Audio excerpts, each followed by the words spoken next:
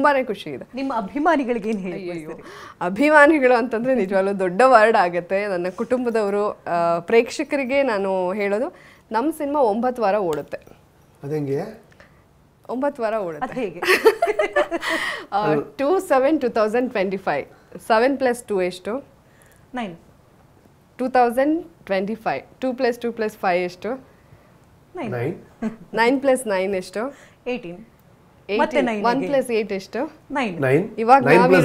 ಇವಾಗ ನಾವಿರೋದೆಲ್ಲಿ? ಟಿವಿ 9. ನಾನು ಆರ್ಯವರ್ಧನ್ ಅವ್ರನ್ನ ಮೀರಿಸ್ಬಿಡ್ತೀನಿ. ಹಂಗಾದ್ರಲ್ಲ, ನೀವು ಏನ್ ಬೇಕಾದ್ರೂ ಹೇಳಿ, ಬಟ್ 9 ವಾರ ಓಡ್ತು ಅಂದ್ರೆ ಇಟ್ಸ್ ಅ ಗ್ರೇಟ್ ಥಿಂಗ್. ನಿಮ್ ಯಾವ ಕ್ಯಾಲ್ಕುಲೇಷನ್ಗೂ ನಾವು ಓಕೆ ಅಂತೀವಿ, ಆಯ್ತಾ? ಅವ್ರಿಗಿಂತ ದೊಡ್ಡ ನ್ಯೂಮರಾಲಜಿಸ್ಟ್ ಆಗಿ ಬೆಳೆದ್ಬಿಡ್ತೀನಿ. ಓಕೆ, ನೆಕ್ಸ್ಟ್ ಹಂಗಾದ್ರೆ ನ್ಯೂಮರಾಲಜಿ ಬೇಸ್ ಇಟ್ಕೊಂಡು ಒಂದು ಹೊಸ ಸಿನಿಮಾ ಮಾಡಿದ್ರೆ ಕೊಡ್ತಾರೋ ಇಲ್ವಾ? ಟಿವಿ ನಲ್ಲಿ ಒಂದು ಸ್ಲಾಟ್ ಕೊಟ್ಬಿಡಿ ನನಗೆ. ಜ್ಯೋತಿಷ 14 ವರ್ಷ ಹೋಗಿ ಈಗ ವನವಾಸ ಪಟ್ಟು ಹೋಗಿದ್ದೀರಾ, ಮತ್ತೆ ಬರ್ಬೇಕಂದ್ರೆ ಹೇಳಿ. ಈಗ ಎಲ್ಲರೂ ರೆಡಿ ಇದ್ದಾರೆ, ನೀವು ಬರ್ತೀರಿ ಅಂತಂದ್ರೆ. ನೀವು ಬರೋದು ಹೆಚ್ಚು, ನಾವು ಹೇಳೋದು ಹೇಳಿ. ಇಲ್ಲ, ಆಕ್ಚುಲಿ ನಾನು ಸುಮ್ಮನೆ ಹಂಗೆ ಅದನ್ನ ಎಣಿಸ್ತಾ ಇದ್ದಾಗ ಎಲ್ಲ ಕನೆಕ್ಟ್ ಆಯ್ತಲ್ಲ. ಇವತ್ತು ಬೇರೆ ಟಿವಿ 9ಗೆ ಹೋಗ್ತಾ ಇದೀವಿ, ಎಲ್ಲ 9 ಅಲ್ಲ. ಈ ಇಂಟರ್ವ್ಯೂ ಮಧ್ಯೆ ಯಾವಾಗ ಇಷ್ಟು ಟೈಮ್ ಸಿಕ್ಕಿದ್ದು ನಿಮಗೆ ಕ್ಯಾಲ್ಕುಲೇಟ್ ಮಾಡಕ್ಕೆ? ಹಂಗೆ ನಾವು ಮೈಂಡಲ್ಲಿ ಯಾವಾಗಲೂ ಕ್ಯಾಲ್ಕುಲೇಷನ್ ನಡೀತಾನೆ ಇರುತ್ತೆ. ಅದೊಂದು ಯೂನಿವರ್ಸಲ್ ನಂಬರ್ ಅಲ್ವಾ. ಸೊ ಹಾಗಾಗಿ ಖುಷಿ ಆಯಿತು. Feb 7th ಕೂಡ ತುಂಬ ಒಳ್ಳೆ ಡೇಟ್ ಅಂತ ಹೇಳಿದ್ದಾರೆ ನ್ಯೂಮರಾಲಜಿಸ್ಟ್. ನೋಡೋಣ, ಒಳ್ಳೆ ಕತೆ ಒಟ್ಟಿಗೆ ಬಂದಾಗ ಜನ Feb 7 ಅಂದ್ರೆ 2+ ಅಂದ್ರೆ ಫೆಬ್ ಅಂದ್ರೆ 2 7 9 ಅಲ್ವಾ? ಅದು ಹೇಳಿದ್ನಲ್ಲ. ಸೊ ಎಲ್ಲದರಲ್ಲೂ 9 ಇದೆ. ಇನ್ನು TV 9 ಇದೇ ಜಾಗದಲ್ಲಿ ನಾನು 11 o'clock ನ್ಯೂಸ್ ಎಲ್ಲ ಓದಿದ್ದೀನಿ, ಕೆಳಗಡೆ ಸ್ಟುಡಿಯೋ ಬ್ಯುಸಿ ಇದ್ದಾಗ. ಸೊ ಆ TV 9ಗೆ ಬರೋದೇ ನನಗೊಂದು ಖುಷಿ. ನಾನು ಇದ್ದಿದ್ದು ಹೌದೌದು 3 months ನೈಟ್ ಶಿಫ್ಟ್ ಮಾಡಿದ್ದೆ. ಫುಲ್ ಎಲ್ಲ ಡೆಸ್ಕಲ್ಲೆಲ್ಲ ವಾಯ್ಸ್ ಓವರ್ ಕೊಡೋದು, ಆಮೇಲೆ ನಿದ್ದೆ ಬಂದು ಅಲ್ಲೇ ಮಲ್ಗೋದು. ಒಂದ್ಸಲ ಎಷ್ಟು ನಿದ್ದೆ ಬಂದಿತ್ತು ಅಂದರೆ ಕಾಸ್ಟ್ಯೂಮ್ ರೂಮಲ್ಲಿ ಹೋಗಿ ಮಲ್ಕೊಂಡ್ಬಿಟ್ಟಿದ್ದೀನಿ. 6 ಗಂಟೆ ನ್ಯೂಸ್ ಮಿಸ್ಸು, ಎಲ್ಲಿ ಬೈತಾರೋ ಅನ್ನೋ ಭಯ. ಆ ಎಲ್ಲ ಮೆಮೊರೀಸ್ ಬರುತ್ತೆ TV 9ಗೆ ಹೋಗುವಾಗ.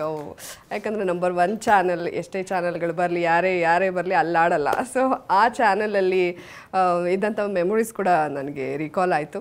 ಸೊ ಹಾಗಾಗಿ ಸಿನಿಮಾ ಎಲ್ಲರೂ ನೋಡಬೇಕು. ಯಾಕಂದರೆ ಒಳ್ಳೆ ಕತೆ ಇದೆ, ಎಲ್ಲೂ ಬೋರ್ ಆಗಲ್ಲ, ಸಸ್ಪೆನ್ಸ್ ಇದೆ, ಎಲ್ಲೂ ಮುಜುಗರ ಅನ್ಸಲ್ಲ. ಫ್ಯಾಮಿಲಿ ಒಟ್ಟಿಗೆ ನೋಡುವಂಥ ಸಿನಿಮಾ ಇದು. ಚಿಕ್ಕ ಮಕ್ಕಳಿಂದ ದೊಡ್ಡವ್ರ ತನಕ, ಹುಡುಗಿರಿಗೆ ಎಲ್ರಿಗೂ ಒಂದು ಇಷ್ಟ ಆಗುವಂಥ ಸಿನಿಮಾ.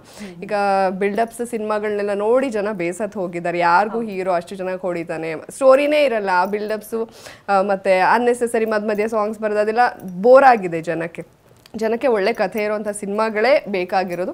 ಸೊ ಹಾಗಾಗಿ ಇದು ಜನರಿಗೆ ಇಷ್ಟ ಆಗುತ್ತೆ ಅಂತ ನಾನು ಸಿನಿಮಾಗಳು ಬರಬಾರ್ದು ಅಂತಲ್ಲ, ನಾನು ತುಂಬಾ ದೊಡ್ಡ ಫ್ಯಾನು ಎಂಟರ್ಟೈನ್ಮೆಂಟ್ ಸಿನಿಮಾಗಳು. ಅದು ಬರಬೇಕು, ಬಟ್ ನಮ್ದೊಂದು ಈ ತರದ ಸಿನಿಮಾ. ಈಗ ಮಲಯಾಳಂ ಮೂವೀಸ್ ಕಡೆ ತುಂಬಾ ಜನ ಮುಖ ಮಾಡ್ತಿದ್ರು, ಅಂದ್ರೆ ಕನ್ನಡ ಸಿನಿಮಾ ಅಂದ್ರೆ ಮೂಗ್ ಮುರಿತಾ ಇದ್ದವರು. ಬಟ್ ಇತ್ತೀಚಿನ ದಿನಗಳಲ್ಲಿ ಕನ್ನಡ ಸಿನಿಮಾ ನೋಡ್ಬೇಕು ಅಂತ ತುಂಬಾ ಜನ ಕಾತರರಾಗಿ ಕಾಯ್ತಿರ್ತಾರೆ. ಸೊ ಅಂಥದ್ರಲ್ಲಿ ಒಂದು ಅಧಿಪತ್ರ ಸಿನಿಮಾ ಒಂದು ವಿಭಿನ್ನವಾದಂತಹ ಸಿನಿಮಾ. ಸೊ ಫೈನಲಿ ನೀವೇನ್ ಹೇಳಕ್ ಬಯಸ್ತೀರಿ ರೂಪೇಶ್? ಅದೇ, ಇದು ಒಂದು ಸಿನಿಮಾ ಅನ್ನೋದಕ್ಕಿಂತ ಒಂದು ಇಡೀ ತಂಡದ ಶ್ರಮ ಅಂತ ಹೇಳ್ಬೋದು. ನಿರ್ದೇಶಕರು ಪಾಪ ಒಂದು ಒಳ್ಳೆ ಕಥೆಯನ್ನು ಜನರಿಗೆ ಹೇಳಬೇಕು ಅಂತ ಇಡೀ ತಂಡವನ್ನು ಕಟ್ಕೊಂಡಿದ್ದಾರೆ. ನಮ್ಮಂಥ ಕಲಾವಿದರನ್ನು ಆಯ್ಕೆ ಮಾಡ್ಕೊಂಡಿದ್ದಾರೆ ಅದಕ್ಕೆ. ಆ್ಯಂಡ್ ಒಂದು ಜೆನ್ಯೂನ್ ಆಗಿರೋವಂಥ ಎಫರ್ಟು. ಸೊ ನಾನು ರಿಕ್ವೆಸ್ಟ್ ಏನು ಮಾಡ್ತೀನಿ ಅಂತಂದರೆ, ನಮ್ಮಂಥ ಒಂದು ಯುವ ತಂಡಕ್ಕೆ, ಯುವ ಕಲಾವಿದರಿಗೆ ನಿಮ್ಮ ಪ್ರೋತ್ಸಾಹ ಇಸ್ ವೆರಿ ವೆರಿ ಇಂಪಾರ್ಟೆಂಟ್. ಏನಕ್ಕೆ ಅಂತಂದರೆ, ನೀವು ಈ ಸಿನಿಮಾವನ್ನು ನೋಡಿ, ಈ ಸಿನಿಮಾದ ರಿಸಲ್ಟ್ ಏನಾಗುತ್ತೆ ಅದ್ರ ಮೇಲೆ ನಿರ್ದೇಶಕರ ಲೈಫ್ ಇರುತ್ತೆ, ನಮ್ಮ ಫ್ಯೂಚರ್ ಇರುತ್ತೆ, ಎಲ್ಲರೂ ಅದ್ರ ಜೊತೆಗೆ ಪ್ರೊಡ್ಯೂಸರ್ಸ್ ಇನ್ನೊಂದು ಸಿನಿಮಾ ಮಾಡಬೇಕು ಅಂತಂದರೆ ಈ ಸಿನಿಮಾ ಗೆಲ್ಲಬೇಕಾಗುತ್ತೆ. ಇದೆಲ್ಲ ಒಂದು ಇಮೋಷ್ನಲ್ ಪಾರ್ಟ್ ಆಗಿರ್ಬೋದು. ಆದರೆ ಒಂದು ಒಳ್ಳೆ ಕಥೆ ಅಂದರೆ ಆಡಿಯನ್ಸ್ ಹೇಳ್ಬೋದು ಇದಕ್ಕೆಲ್ಲ ನಾವು ನೋಡಬೇಕಾ ಅಂತ, ನಮಗೇನಿದೆ ಅಂತ. ಒಂದು ಒಳ್ಳೆ ಕಥೆ ಇದೆ, ಒಂದು ಒಳ್ಳೆ ಕಾಂಟೆಂಟ್ ನೋಡಬೇಕು ಅಂತ ನೀವು ಬಯಸ್ತಾ ಇದ್ರೆ ಒಂದು ಒಳ್ಳೆ ಕಾಂಟೆಂಟ್ ಇದೆ. ಆ್ಯಂಡ್ ಇಡೀ ತಂಡ ನಿಮಗೋಸ್ಕರ ನಾವು ಕಾಯ್ತಾ ಇದ್ದೀವಿ. ಆ್ಯಂಡ್ ನಾವು ಜೆನ್ಯೂನ್ ಆಗಿ ಹೇಳ್ತಾ ಇದ್ದೀವಿ, ಒಂದು ಒಳ್ಳೆ ಕತೆ ಇರೋವಂಥ ಸಿನಿಮಾ. ಆ್ಯಂಡ್ ಬಿಲ್ಡಪ್ಸ್ ಇಲ್ಲ ಅಥವಾ ಆ್ಯಕ್ಷನ್ ಸೀಕ್ವೆನ್ಸ್ಗಳಿಲ್ಲ. ಬಿಕಾಸ್ ನೀವು ಬರಬೇಕಾದ್ರೆ ಹಿಂಗಿದೆ ಅಂತ ತಿಳ್ಕೊಂಬಂದರೆ ತುಂಬ ಹ್ಯಾಪಿಯಾಗಿ ಹೋಗ್ತೀರಾ. ದಯವಿಟ್ಟು ಇನ್ನೊಂದು ರಿಕ್ವೆಸ್ಟು, ನೀವು ಬ್ಯುಸಿ ಇರ್ತೀರಾ, ಪ್ರತಿಯೊಬ್ಬರು ಲೈಫಲ್ಲಿ ಬ್ಯುಸಿ ಇರ್ತಾರೆ. ನಾವು 2ನೇ ವಾರ ನೋಡೋಣ, 3ನೇ ವಾರ ನೋಡೋಣ, 2ನೇ ವಾರ ಹೋಗಬೇಕು, 3ನೇ ವಾರ ಹೋಗಬೇಕು ಅಂತಂದರೆ ಮೊದಲ ವಾರ ಜನ ತುಂಬ ನೋಡಬೇಕು. ಸೊ ಹಾಗಾಗಿ ಮೊದಲ 3 ದಿನದಲ್ಲಿ ಸಿನಿಮಾ ನೋಡೋದಕ್ಕೆ ಟ್ರೈ ಮಾಡಿ. ಅದು ನಮ್ಮ ತಂಡಕ್ಕೆ ತುಂಬ ಹೆಲ್ಪ್ ಆಗುತ್ತೆ. ಸೊ ದಯವಿಟ್ಟು ಸಿನಿಮಾ ನೋಡಿ. ಇಷ್ಟು ಕ್ಯೂಟಾಗಿ ಹೇಳ್ಕೊಂಡ್ಮೇಲೆ ಜನ ನೋಡದೇ ಇರ್ತಾರೆ. ಅದರಲ್ಲೂ ಡಿಫ್ರೆಂಟ್ ಝೋನ್ ಸಿನಿಮಾ ಅಂತ ಹೇಳಿದ್ರಿ. ಸೊ ಇಬ್ರು ಕೂಡ ನಿಮ್ಮ ಒಂದು ಬ್ಯುಸಿ ಶೆಡ್ಯೂಲ್ನಲ್ಲಿ ನಮ್ಮ ಜೊತೆ ಸ್ವಲ್ಪ ಹೊತ್ತು ಸಮಯವನ್ನು ಕಳೆದ್ರಿ. ಅಧಿಪತ್ರ ಸಿನಿಮಾ ಬಗ್ಗೆ ಸಾಕಷ್ಟು ಮಾಹಿತಿಗಳನ್ನು ತಿಳಿಸ್ಕೊಡೋದಕ್ಕಾಗಿ ವೀಕ್ಷಕರ ಪರವಾಗಿ, ವಾಹಿನಿ ಪರವಾಗಿ ತುಂಬ ಹೃದಯದ ಧನ್ಯವಾದಗಳು. ಹಾಗೆ ನಿಮ್ಮ ಸಿನಿಮಾ ಕೇವಲ 9 ವೀಕ್ಸ್ ಮಾತ್ರ ಅಲ್ಲ, ಇನ್ನೂ ಹೆಚ್ಚು ಓಡಲಿ, ಈ ವರ್ಷದ ಬೆಸ್ಟ್ ಮೂವಿ ಆಗಲಿ ಅಂತ ನಾವು ಕೂಡ ಬಯಸುತ್ತೇವೆ.